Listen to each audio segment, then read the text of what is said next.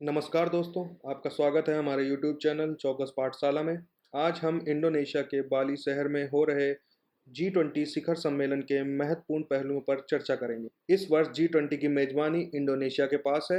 अगले वर्ष भारत G20 का मेजबान देश होगा। G20 शिखर सम्मेलन में भाग लेने के लिए भारत के प्रधानमंत्री नरेंद्र मोदी 2 दिवसीय यात्रा पर इंडोनेशिया के बाली शहर पहुंच चुके हैं। यहाँ पर वो शिखर सम्मेलन की सभी 3 विस्तृत चर्चा कार्यक्रमों में भाग लेंगे, जो कि खाद्य सुरक्षा, डिजिटल बदलाव और स्वास्थ्य से जुड़े मुद्दे होंगे। साथ ही प्रधानमंत्री नरेंद्र मोदी 10 देशों के साथ द्विपक्षीय वार्ता भी कर सकते हैं। साथ ही हमेशा की तरह प्रधानमंत्री नरेंद्र मोदी इंडोनेशिया में भी प्रवासी भारतीयों से मुलाकात करेंगे, जिससे वह उन्हें भारत के विकास क्रम से अवगत कराएंगे और भारत में निवेश के लिए प्रेरित करेंगे और साथ ही सांस्कृतिक जुड़ाव और भागीदारी को मजबूत करेंगे। जैसा कि हमारा और इंडोनेशिया का सांस्कृतिक जुड़ाव काफ़ी प्राचीन समय से हो रखा है। पहली शताब्दी 57 ईसा से हमारा और इंडोनेशिया का व्यापार गठबंधन चला हुआ आ रहा है। इसमें प्रमुख पहलू सांस्कृतिक पक्ष है। जैसा कि आपको पता होगा, इंडोनेशिया में नोटों पर गणेश जी की मूर्ति भी लगाई जाती है, जो यह प्रदर्शित करता है कि इंडोनेशिया और हमारा सांस्कृतिक जुड़ाव कितना महत्वपूर्ण है। प्रधानमंत्री मोदी यहाँ पर 3 चर्चा सत्रों में खाद्य सुरक्षा, डिजिटल बदलाव और स्वास्थ्य से जुड़े मुद्दों पर G20 के सभी राष्ट्राध्यक्षों को अवगत कराएंगे और बीते वर्षों में हो रहे बदलावों और कोविड के बाद की नीतियों के साथ उनसे चर्चा करेंगे। साथ ही द्विपक्षीय वार्ताओं में इस G20 शिखर सम्मेलन का महत्वपूर्ण उद्देश्य इसलिए भी बढ़ जाता है क्योंकि इस बार रूस यूक्रेन युद्ध और चीन और ताइवान के टकराव के बाद रूस, चाइना और भारत के राष्ट्राध्यक्ष एक साथ एक मंच पर पहुंच रहे हैं। इसलिए भी ये एक ज्वलनशील मंच का काम करने वाला है, जिसमें बहुत ही महत्वपूर्ण मुद्दों और आर्थिक, सामाजिक और भू राजनीतिक पहलुओं पर चर्चा और करार होंगे। भारत के नज़रिए से G20 शिखर सम्मेलन इसलिए भी महत्वपूर्ण है क्योंकि इस वर्ष के बाद अगले वर्ष भारत को 1 दिसंबर 2022 से 30 नवंबर 2023 तक की G20 की मेजबानी मिलने वाली है। इसलिए ही प्रधानमंत्री नरेंद्र मोदी सभी 3 सत्रों में भाग ले रहे हैं और अपना होने वाले पड़ावों को बताएंगे। आज दुनिया जब वैश्विक उथल-पुथल, चीन ताइवान युद्ध, रूस यूक्रेन युद्ध से जूझ रही है, तभी इसी बीच भारत को G20 की मेजबानी मिलने वाली है, जो कि बहुत ही बड़ा गंभीर विषय है और भारत विश्व को एक राह दिखाने वाला है। इसका बीते हफ्ते ही भारत के प्रधानमंत्री नरेंद्र मोदी ने अगले वर्ष होने जा रहे G20 के संपूर्ण विवरण से जुड़े लोगो, वेबसाइट और डिजाइन का शुभांकर लागू कर दिया है।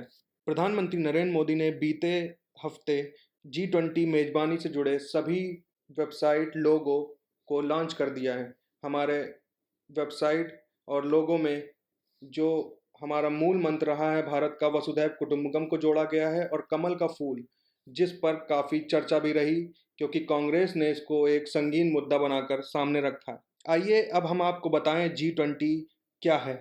G20 एक 20 राष्ट्रों का समूह है जो कि जीडीपी के मामले में 80%, आबादी के मामले में वर्ल्ड की 2/3 आबादी, क्षेत्रफल के मामले में 50% क्षेत्रफल और वर्ल्ड ट्रेड यानी व्यापार के मामले में 75% हिस्सेदारी रखते हैं।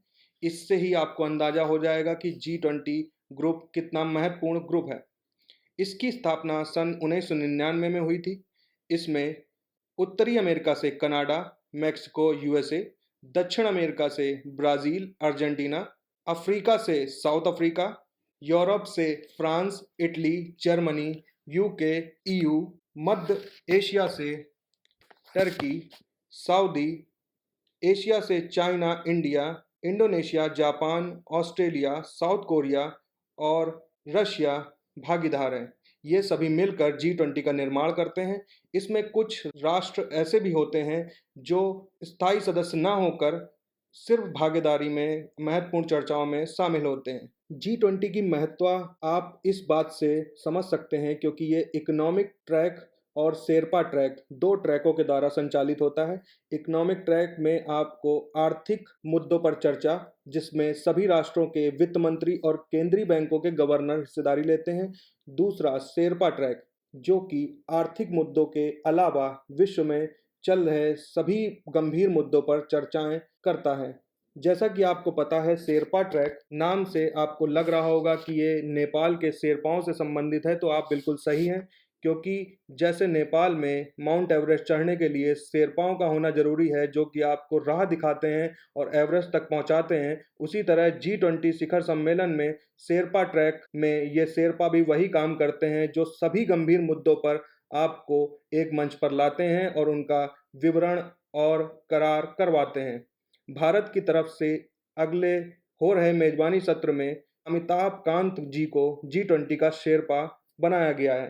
पहले अभी तक जैसा कि पीयूष गोयल जो हमारे वाणिज्य मंत्री हैं, वो G20 के शेरपा हुआ करते थे, बट अब अमिताभ कांत हमारे फुल टाइम शेरपा होंगे, क्योंकि पीयूष गोयल को मंत्रालय कार्यों की वजह से पूरे साल, जो कि अगले हमारी मेजबानी का साल है, उसमें समय नहीं मिल पाएगा, तो अमिताभ कांत जी को पूर्ण रूप से शेरपा बनाया गया है। अमिताभ कांत जी पूर्व नीति आयोग के अध्यक्ष भी रह चुके हैं और वरिष्ठ आईएएस अधिकारी हैं। इससे पहले मोटेक सिंह आहलूवालिया, शशिकांत दास, जो कि इस समय वर्तमान में भारत के गवर्नर हैं, और अरविंद पनगाड़िया जैसे महत्वपूर्ण इंसान इस G20 के शेरपा के पद पर काबिज हो चुके हैं। तो इस साल भारत के पास मेजबानी है और पूरे वर्ष भारत को G20 से जुड़े 200 से ज़्यादा कार्यक्रमों का आयोजन भी करना है और संचालन भी करना है, इसलिए अमिताभ कांत जी के पास काफ़ी बड़ी जिम्मेदारी है। आइए अब हम आपको G20 से जुड़ा एक महत्वपूर्ण पहलू और बताते हैं।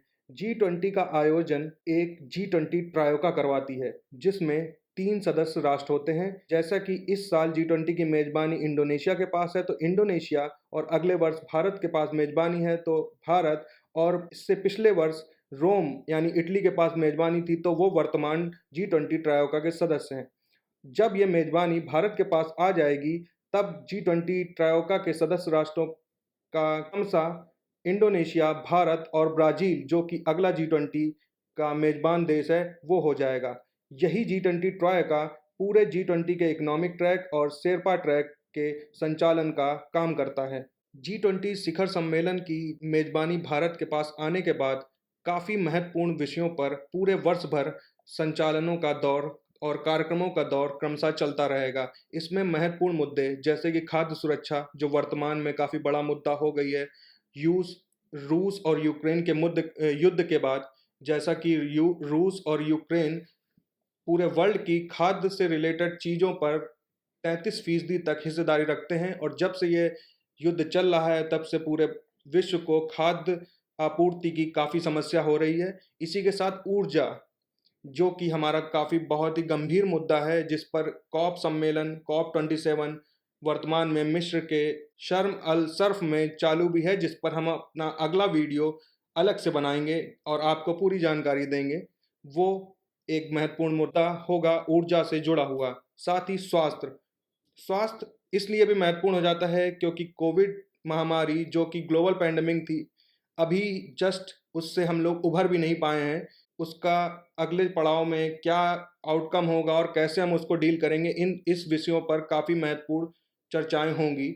और स्वास्थ्य से जुड़ा इंफ्रास्ट्रक्चर, जो कि G20 के अलग राष्ट्रों के पास मौजूद है, उससे भारत क्या सीखेगा और क्या उसको इम्प्लीमेंट करेगा, इस पर भी चर्चाएं होंगी, और आगे की क्या राह होगी उस पर भी चर्चाएं होंगी।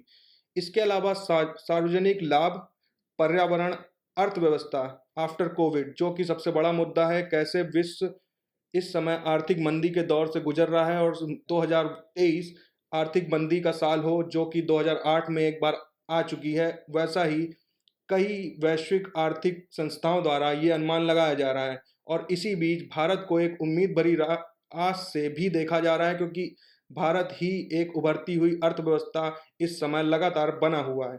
इसके अलावा वर्तमान में सबसे ज्वलनशील मुद्दा रशिया और यूक्रेन युद्ध, जिसको शांतिपूर्ण ढंग से सुलझाना प्रधानमंत्री मोदी पहले ही कह चुके हैं कि वह ये दौर युद्ध का नहीं है, यह दौर शांति का है और भारत इस दौर में विश्व को एक राह दिखाएगा और भारत रशिया और यूक्रेन वार को जल्द ही समाप्ति की कोशिश करेगा। जिस मुद्दों पर कल भी हमारी चर्चा हो सकती है प्रधानमंत्री मोदी की और रूस की, जो कि द्विपक्षीय चर्चा इंडोनेशिया में होने वाली है।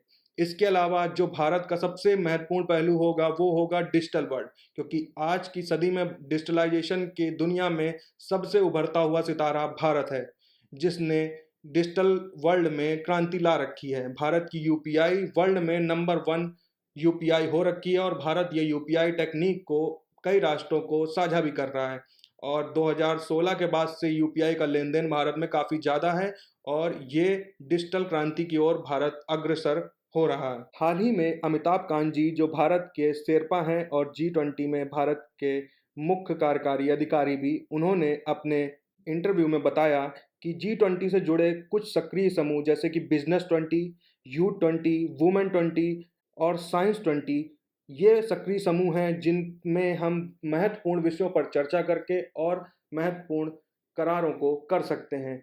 इसमें उन्होंने साथ ही ये भी कहा है कि बिजनेस 20 में हम लोगों को अर्थव्यवस्था में ऊपर जाने के लिए 1000 मुकेश अंबानी और 10,000 अडानी की भी ज़रूरत है। जैसा कि भारत G20 की मेज़बानी करने वाला है और 1 दिसंबर 2022 से 30 नवंबर 2023 के बीच में भारत 200 से अधिक कार्यक्रमों को संचालित करेगा और ये संचालन ना सिर्फ नई दिल्ली में होगा जबकि भारत के कई अन्य शहरों में भी होगा।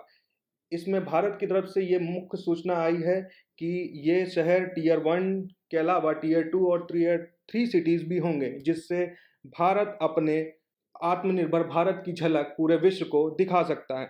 इन शहरों में इस आयोजनों से काफ़ी ज़्यादा पर्यटन और सांस्कृतिक बढ़ोतरी की आशा की जा रही है। इससे भारत की स्थानीयता की पहुंच विश्व के हर जगह पर जा सकती है। ये रही G20 से जुड़ी कुछ महत्वपूर्ण घटनाएं और उसके बारे में कुछ जानकारियां जो हमने आपके साथ साझा की। वर्तमान में आज और कल G20 की मीटिंग इंडोनेशिया के बाली शहर में हो रही है। प्रधानमंत्री मोदी इसमें भागीदारी ले रहे हैं। समय समय पर कुछ इससे जुड़ी महत्वपूर्ण घटनाएं हम आपको बताते रहेंगे, क्योंकि अगले पूरे 1 साल G20 सबसे ज्वलनशील मुद्दा आपको दिखेगा, क्योंकि G20 की मेज़बानी भारत के पास है। धन्यवाद।